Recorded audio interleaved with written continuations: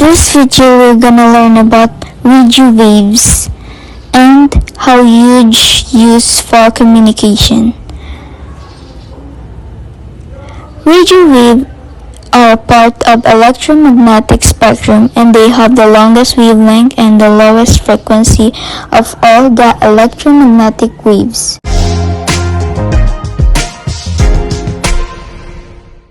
Radio waves are made up of oscillating electric and magnetic fields.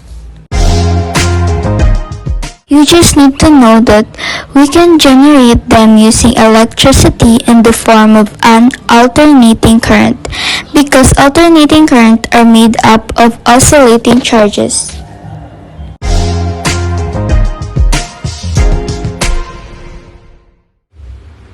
Transmitter.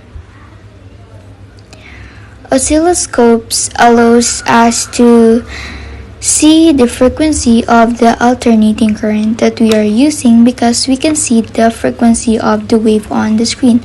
And the reason we care so much about the frequency is that it's the frequency of the alternating current that determines the frequency of the wave that we are going to produce once the radio has been generated.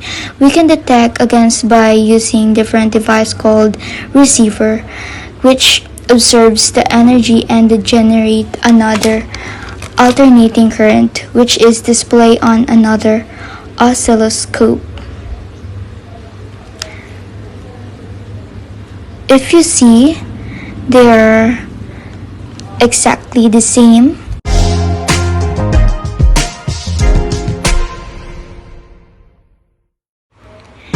This concept effectively allows us to transfer information, because, for example, if we wanted to communicate the number 800, we will just generate a wave that has a frequency of 800 Hz, and then anybody with a receiver could interpret 800, so we effectively transfer the number 800 using alternating current and the radio waves.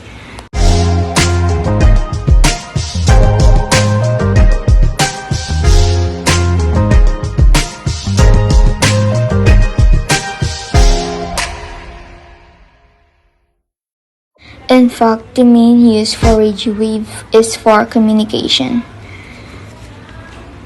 We have first long wave, short wave, and very short wave. Long wave of the radio wave can be transmitted to huge distance, like from London to Singapore, without having to interact with anything along the way. This is because they diffract or bend around the curved surface of the earth, so they are great for range communication. Shortwave. Radio wave signals can also travel long distance, but they are not able to curve around the earth. Instead, they are reflected from the ionosphere, which is an electrically charged layers of the earth's upper atmosphere. So by bouncing back and forth repeatedly, they can cover long distance. Shortwave radio wave can also be used sends data over short distance through, like for Bluetooth and your phone. The last type are very short waves, radio waves, which are used for TV and FM radios, and these ones have to travel directly from the transmitter to your receiver, which is why you don't always get a great or good radio signal when you are into the car, because surrounding structures like hills and tunnels can get in the way of the direct transmission. Let's proceed to the X-ray, which have shortest wavelength and highest frequency of all electromagnetic waves.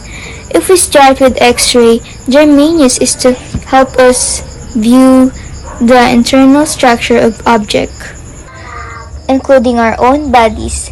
The typically X-ray machine, like you get in a hospital, works by firing X-ray through a person's body and recording that once that get through using a detector plates. This works because X-ray will be observed by dense materials like bones, but will be able pass straight to the parts that are mostly air, like our lungs and intestine. They all pass partially through the fleshy parts like heart.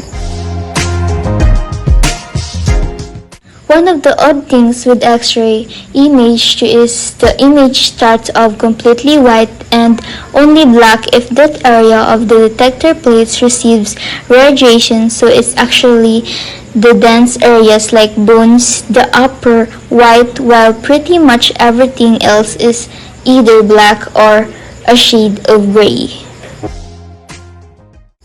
We use X-ray to detect broken bones and other diseases, and also they give the person a small amount of radiation which can be harmful. It's generally such a low dose that it's worth taking the risk.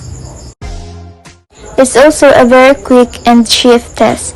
The danger is much higher for the staff involved too, and so they generally wear lead aprons to stop the X-ray and leave the room when the X-ray are being fired.